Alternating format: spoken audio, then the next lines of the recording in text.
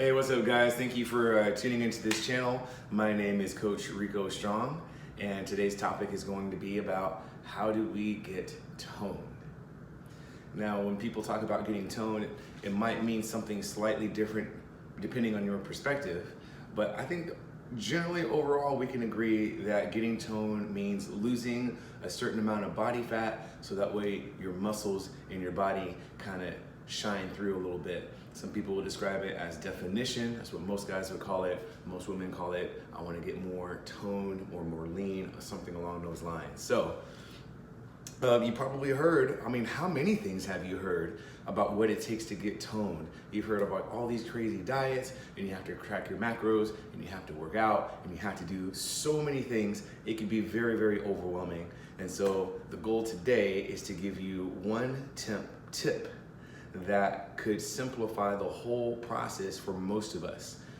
Now, this one tip might surprise you because it's one thing that is not often just talked about or solely focused on, or if it is focused on, it's kind of over exaggerated a little bit as far as what you need to do in that focus.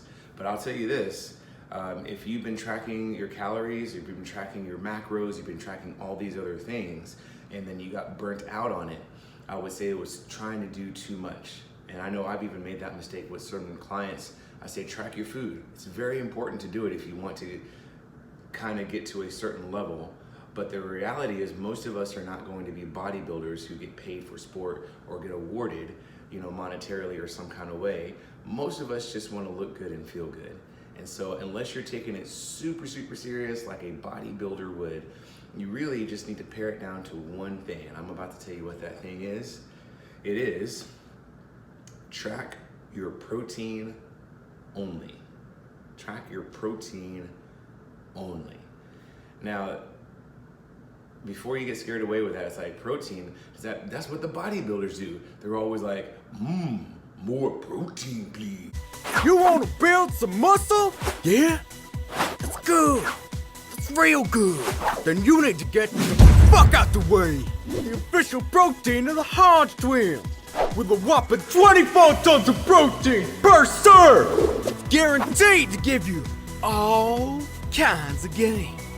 All kinds. With flavors like snap your shit up strawberry. Give me some room grape. And bust your nuts banana. What's that, man? You're bulking? Why not try our buttermilk biscuits and gravy? That's not what I'm saying. I'm not saying you need to be a bodybuilder, and I'm not saying you need to eat a lot of protein. But if you're already the type of person listening into this channel who works out, and you know that when you work out, you break down your body, and you break down the muscles in your body, and then you go to bed, that's where your body gets stronger. And what is the body going to use in order to rebuild itself to be stronger than it was before? It's going to be protein. So the question is, if you're not eating enough protein, how are you going to build that lean muscle that's going to shine through? Additionally, if the more muscle you have means that you can burn more calories and fat later, how can you burn more calories and fat if you're not building up the muscles that you're tearing down? It all makes sense. How much protein do you really need though, if you're not eating like a bodybuilder? The National Academy of Sports Medicine recommends that you want to eat for athletic performance at least 0.5 grams of protein per pound of body. So for example, I'm 220 pounds.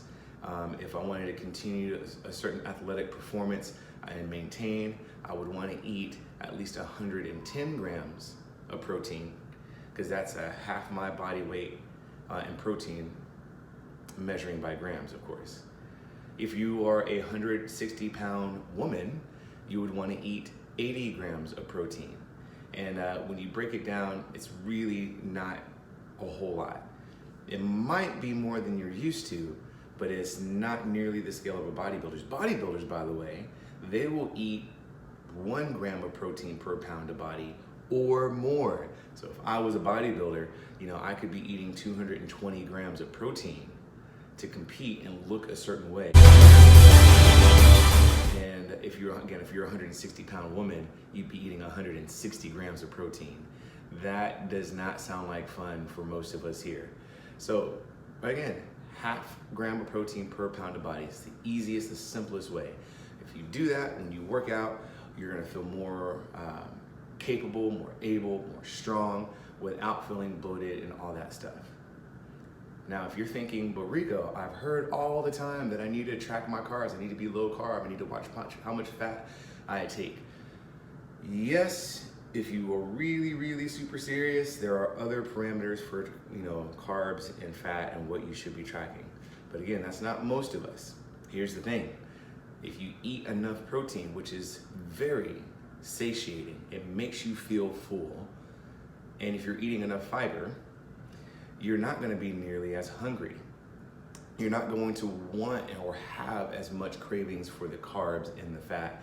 You will naturally, over time, eat less because your body's going to have what it needs. And then you have what I call balance.